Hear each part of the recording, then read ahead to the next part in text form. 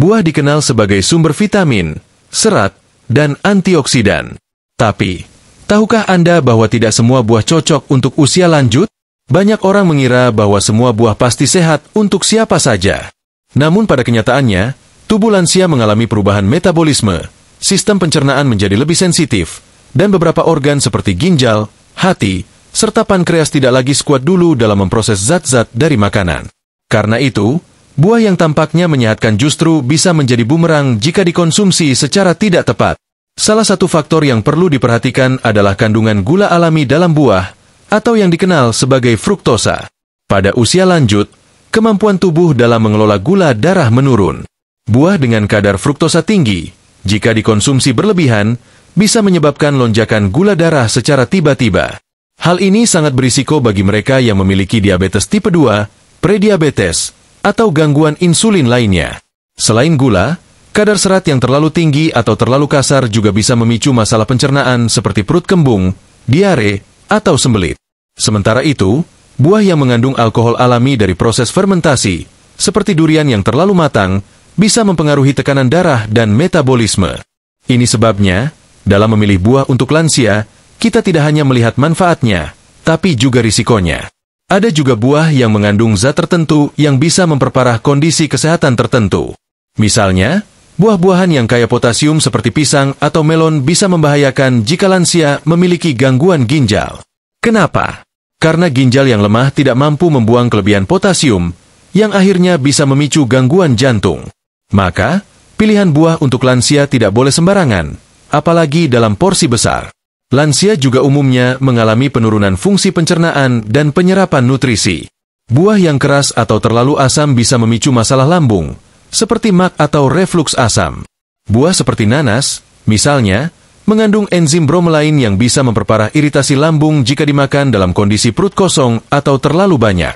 Buah yang banyak mengandung gas seperti nangka dan durian pun bisa memperparah perut kembung yang umum dirasakan lansia.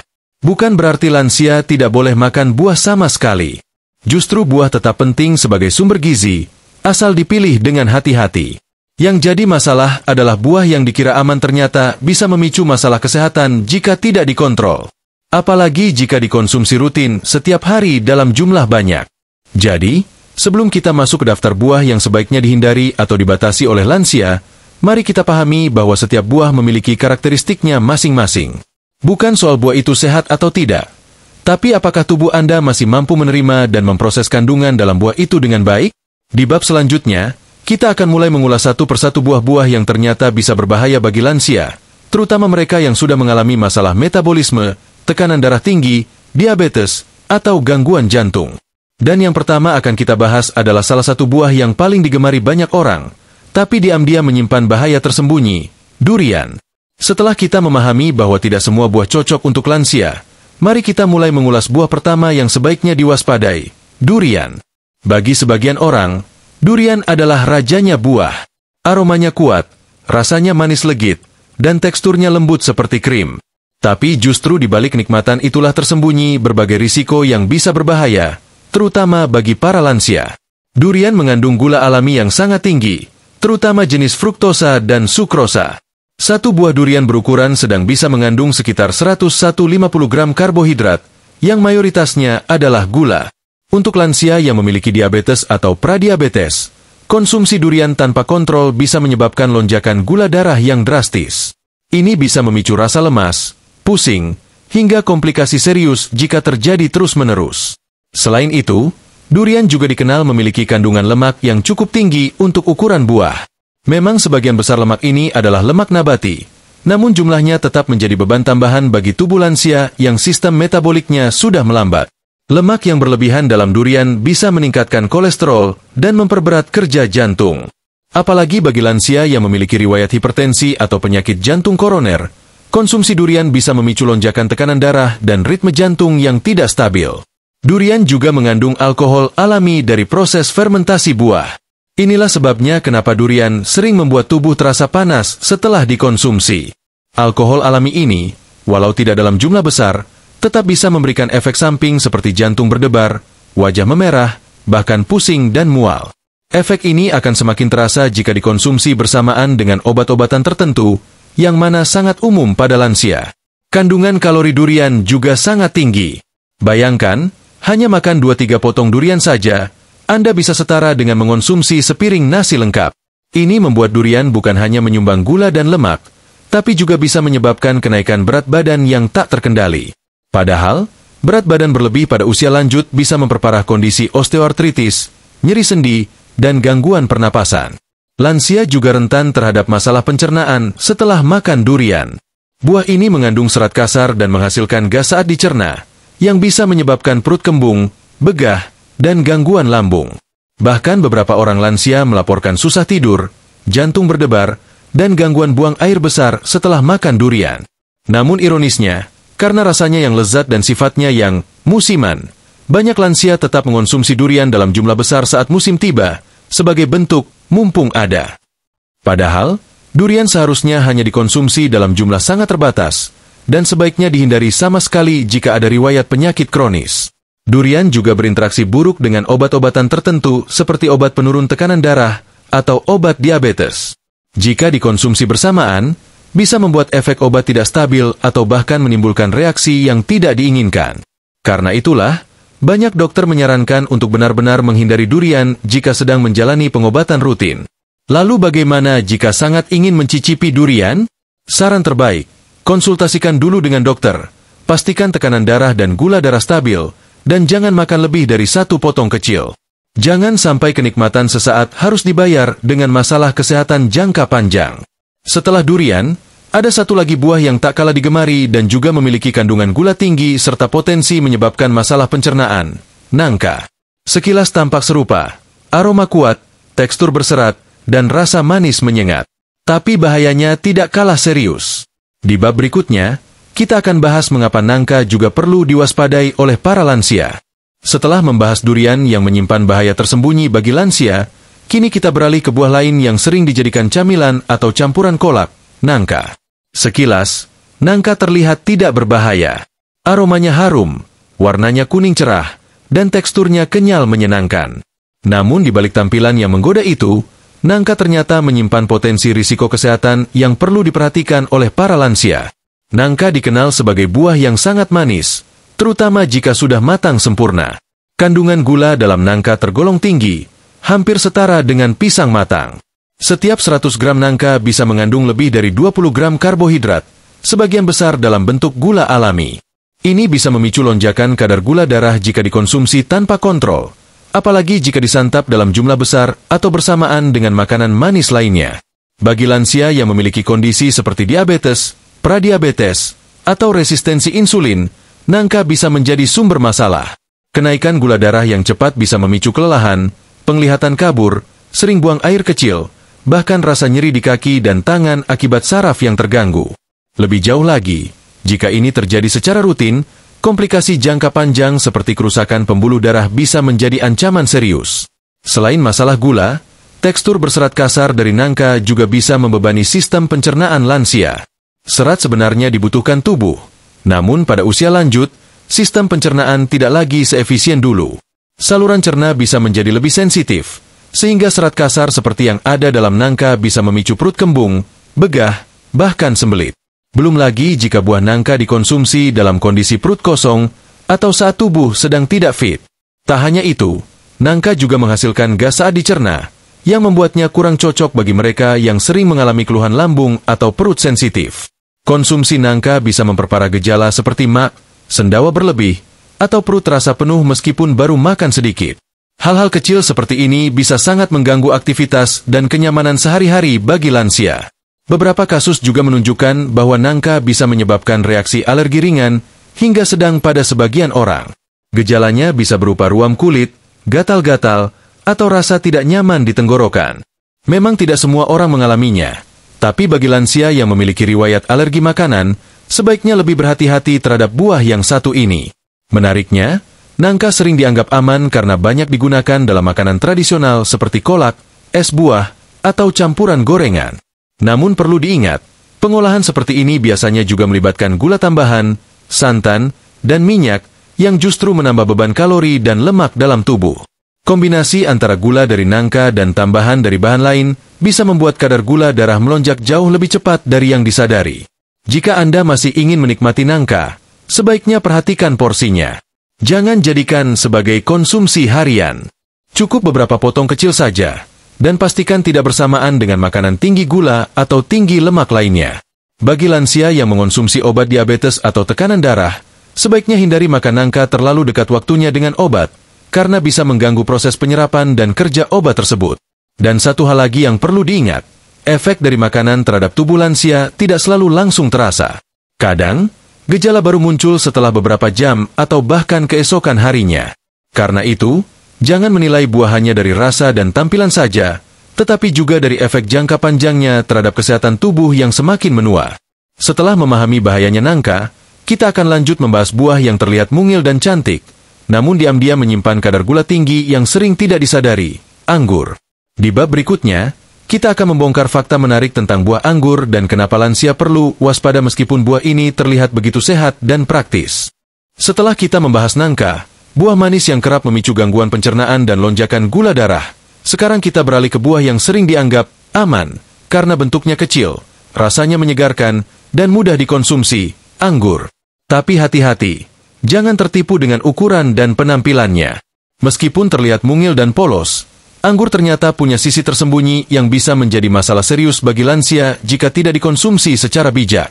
Banyak orang tua suka makan anggur karena praktis, tinggal cuci, lalu langsung bisa dimakan tanpa dikupas.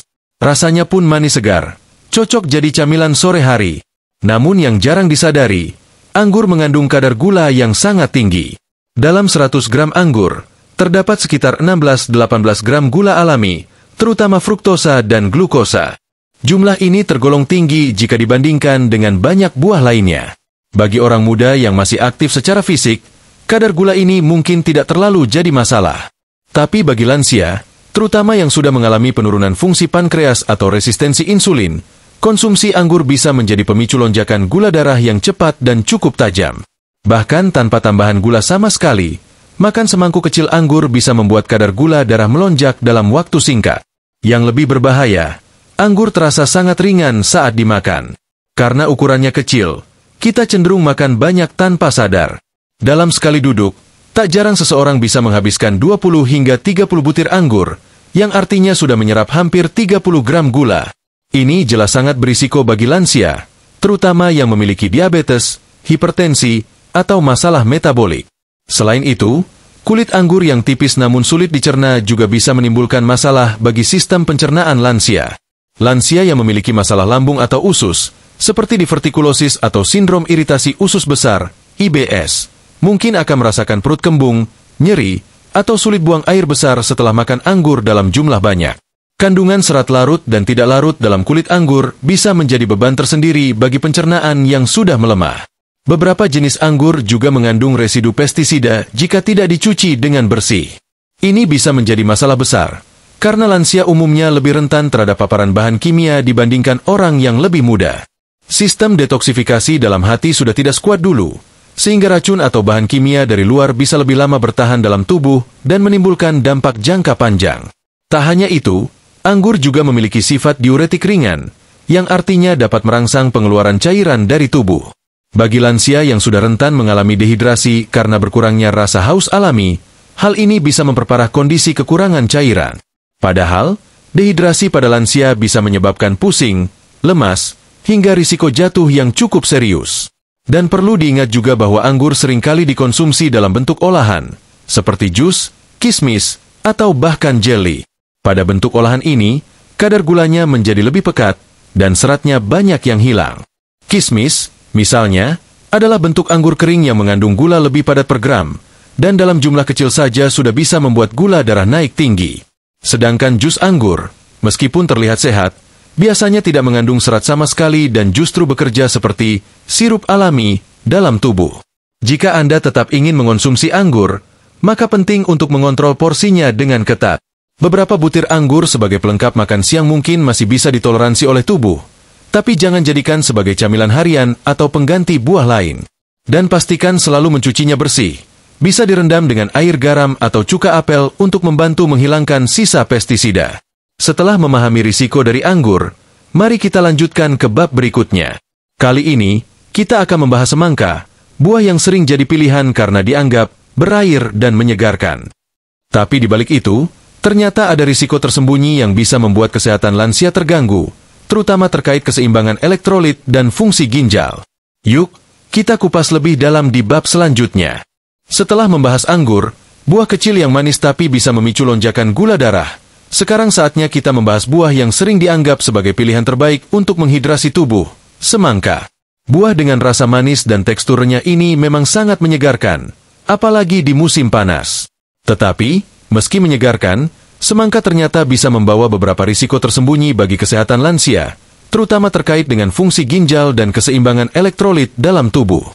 Semangka mengandung banyak air, hampir 92% dari beratnya, yang menjadikannya pilihan tepat untuk menjaga tubuh tetap terhidrasi. Namun, bagi lansia yang memiliki masalah ginjal atau gangguan elektrolit, semangka bisa menjadi buah yang perlu diperhatikan.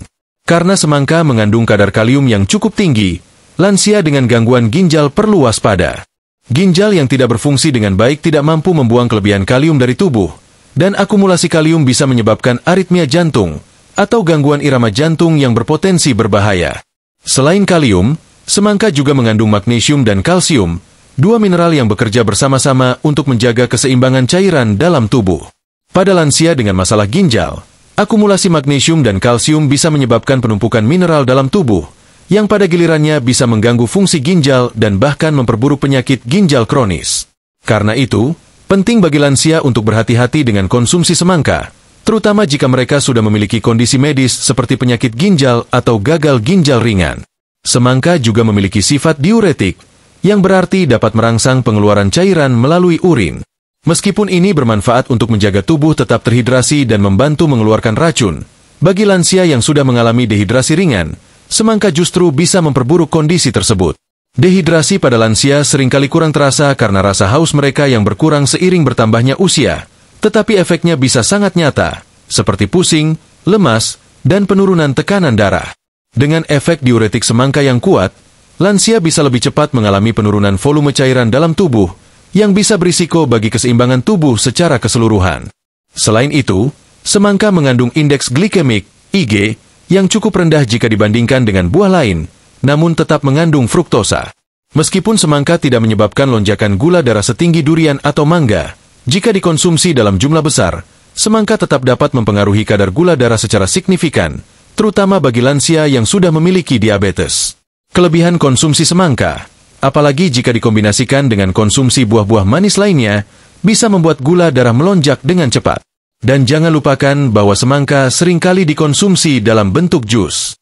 Jus semangka, meskipun segar, kehilangan sebagian besar serat alami yang ada dalam buahnya.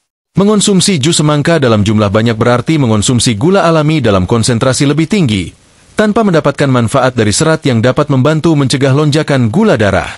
Lebih lanjut, jus semangka yang sudah disaring dan dikemas mungkin juga mengandung penambahan gula yang justru menambah masalah bagi lansia dengan gangguan metabolisme. Jika semangka tetap menjadi pilihan bagi lansia, ada beberapa hal yang perlu diperhatikan. Pertama, konsumsi dalam jumlah terbatas.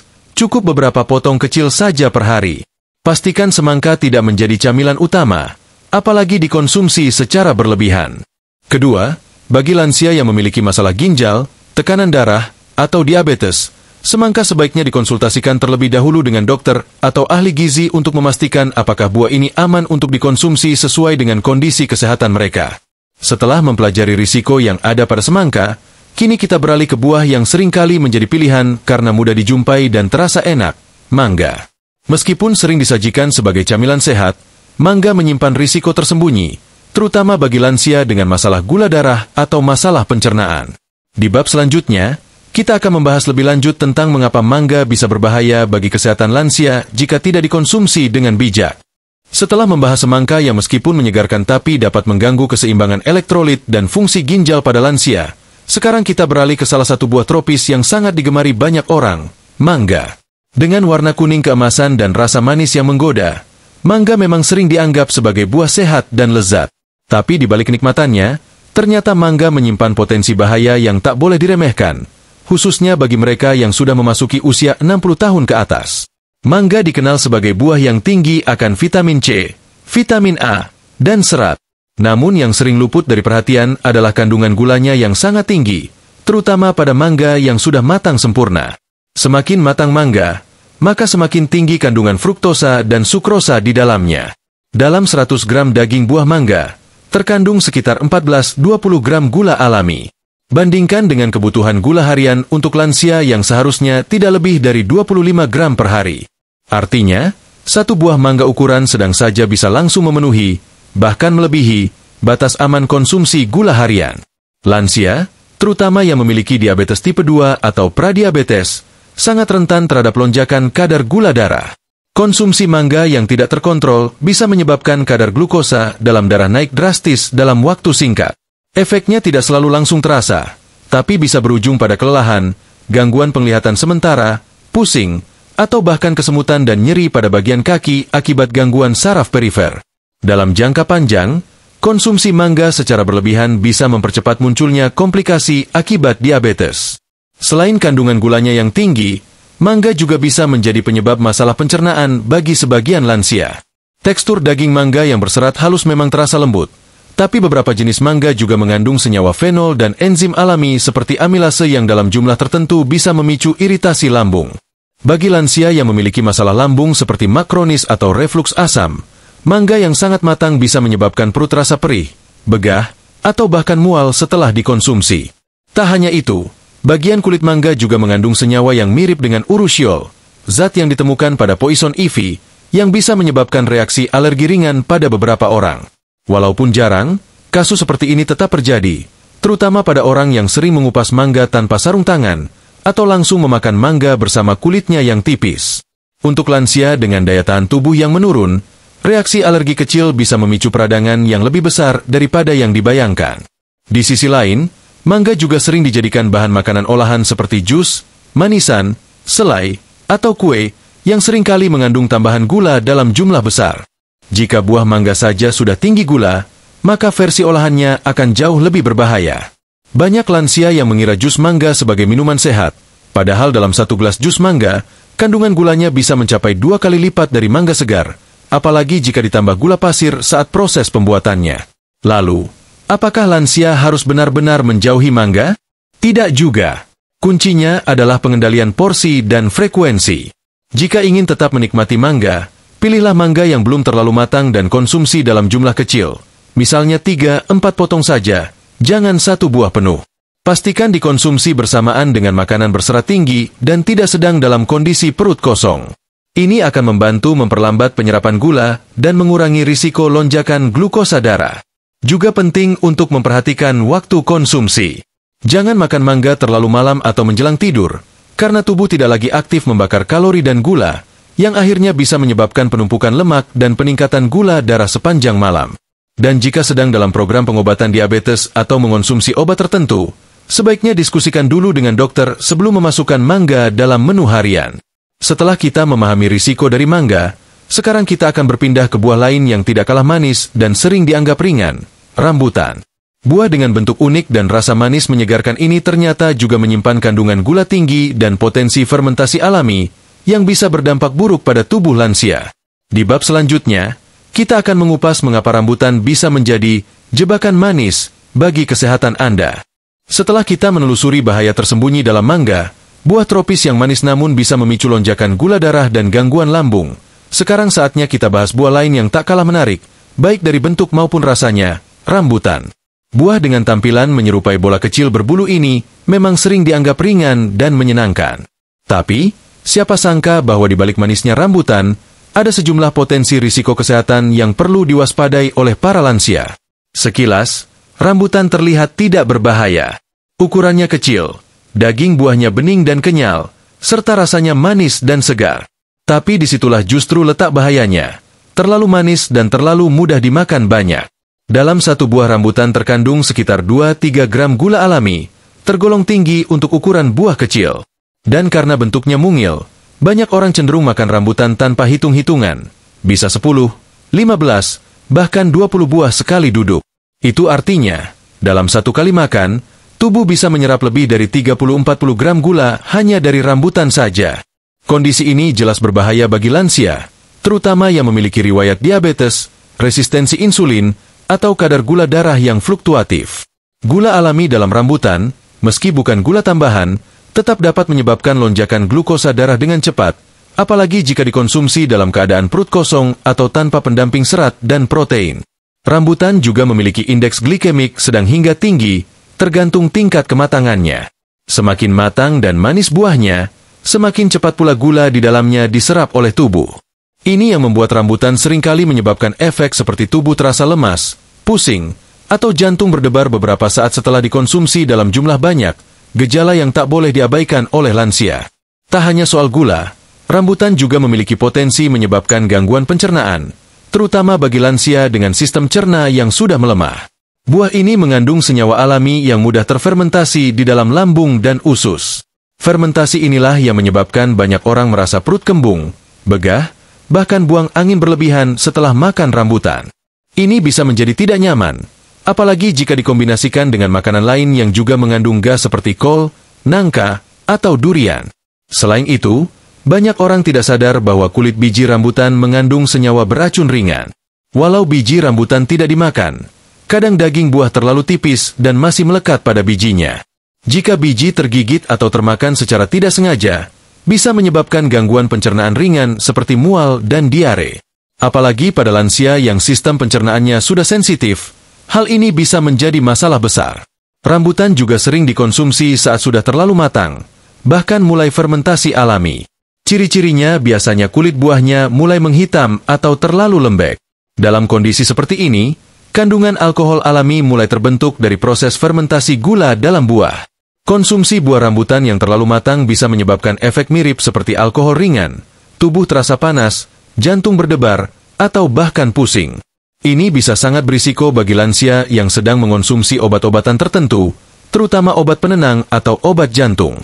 Dan jangan lupa, rambutan sering dijadikan manisan atau sirup, yang menambah kandungan gulanya jadi 2 atau 3 kali lipat.